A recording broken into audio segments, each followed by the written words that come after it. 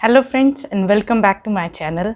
मैंने माँओं को अक्सर कहते सुना है कि मेरे बच्चे के डायपर रैशेज़ हो जाते हैं, मैं क्या करूं, कौन सा डायपर बेस्ट है, मैं कौन सा डायपर यूज़ करूं, कब यूज़ करूं, कैसे यूज़ करूं। इससे जुड़ी सारी जानकारी आज मैं इस वीडियो में आपको देने वाली हूं, तो प्लीज़ मेरे वीडियो के एंड तक बने रहिएगा। और अगर आप मेरे चैनल पर पहली बार आए हैं तो प्लीज़ मेरे चैनल को सब्सक्राइब करना मत भूलिएगा। तो मैं आज बात करूँगी 3 पॉइंट पे। पहला, बच्चे को डायपर कौन सी एज में कौन सा पहनाएं। दूसरा, बेस्ट डायपर कौन सा है। तीसरा, डायपर बदलते समय क्या क्या सावधानियों का ध्यान रखना चाहिए जिससे रैशेस ना हो। सबसे पहले बात करूंगी, एज वाइज बात करूंगी कि बच्चे को कौन सा डायपर कब पहनना चाहिए। जब बच्चा न्यूबॉर्न बच्चा होता है, आपको इस बात का ध्यान रखना है कि कम से कम डायपर का यूज़ आपको करना है। फर्स्ट थिंग है, आप अपने माइंड में सेट कीजिए कम से कम डायपर का यूज़ करना है, क्योंकि वो न्यूबॉर्न बेबी है, उसकी स्किन बहुत ही सेंसिटिव है। तो जब आपको बहुत इमरजेंसी है, रात का समय है, खासकर रात में इस्तेमाल कर सकते हैं, आपको नींद मिल जाए कायदे से रात के समय, या फिर कहीं आप पार्टी वार्टी जा रहे हैं और फंक्शन में जाना है तो आप बच्चे को पहनाइए। एल्सवेयर आप नेचुरल जो नैपी होती है, लंगोट जो सिंपल आती है, बच्चे के घर में बनती है, आप वही यूज़ कीजिए। बच्चे को डायपर जो है, जो न्यूबॉर्न बेबीज़ हैं, उसके लिए आप मैमी पोको के डायपर्स, पैंट स्टाइल वाले नहीं, टेप्ड वाले डायपर यूज़ कर सकते हैं बच्चे के न्यूबॉर्न के लिए। ये बहुत ही सॉफ्ट डायपर्स होते हैं और इतने सॉफ्ट होते हैं कि बच्चे को बहुत कंफर्ट रहता है, ज़रा भी डिस्कम्फर्ट नहीं होता है बच्चे को।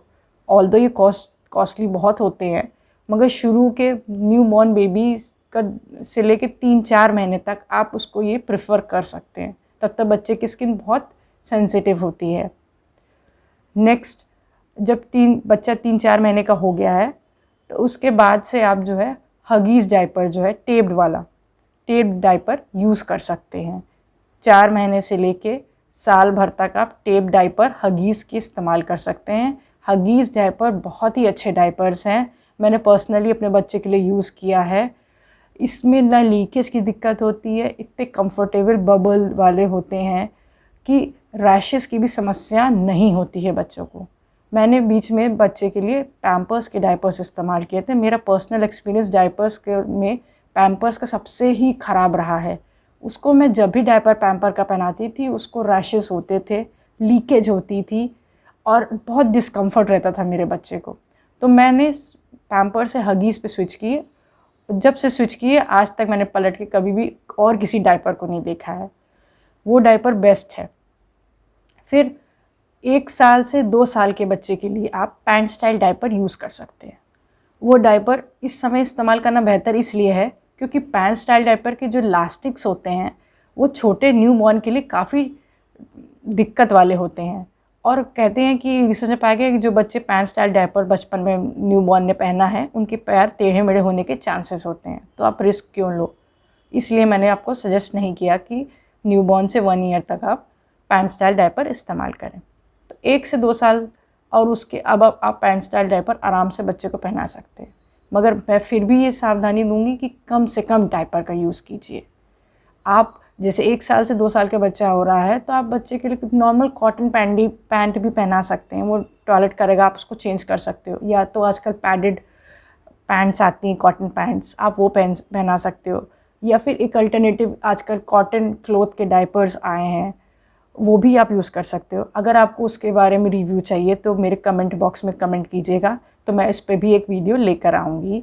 क्लॉथ स्टाइल डायपर के लिए बहुत सारे अवेलेबल हैं, मगर ये वाले जो डायपर्स होते हैं नॉर्मल जैसे आते हैं, इसका मिनिमम यूज़ ही सबसे बड़ी क्योर है बच्चे को डायपर रैशेस से बचाने के लिए।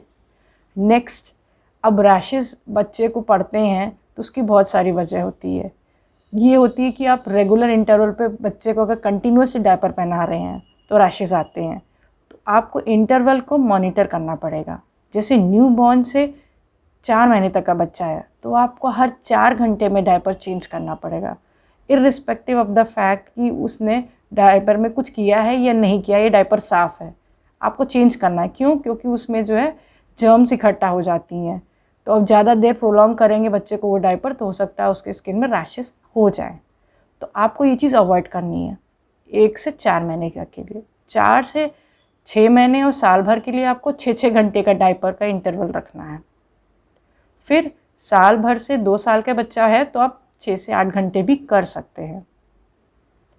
नेक्स्ट टिप ये है कि डायपर का जो आप ले रहे हैं बच्चे के लिए, उसके वेट के हिसाब से थोड़ा बड़ा डायपर लीजिए ताकि आपको लीकेज की समस्या ना हो। जैसे मान लीजिए कोई डायपर है 9 से 14 किलो के बच्चे के लिए है, तो अगर आपका बच्चा 14 किलो का है तो प्लीज़ आप नेक्स्ट लेवल वाले डायपर जो 14 से या 15 से 18 किलो के बच्चों के लिए हो, आप वो डायपर लीजिए। आप एग्जैक्ट साइज़ पे मत रहिए, थोड़ा सा एक्स्ट्रा रखेंगे आप तो आपके लिए भी आसानी रहेगा और बच्चे को भी कंफर्टेबल होगा साइज़ के हिसाब से। नेक्स्ट ये है कि डायपर जब आप चेंज कीजिए तो आप उस एरिया को क्लीन कीजिए।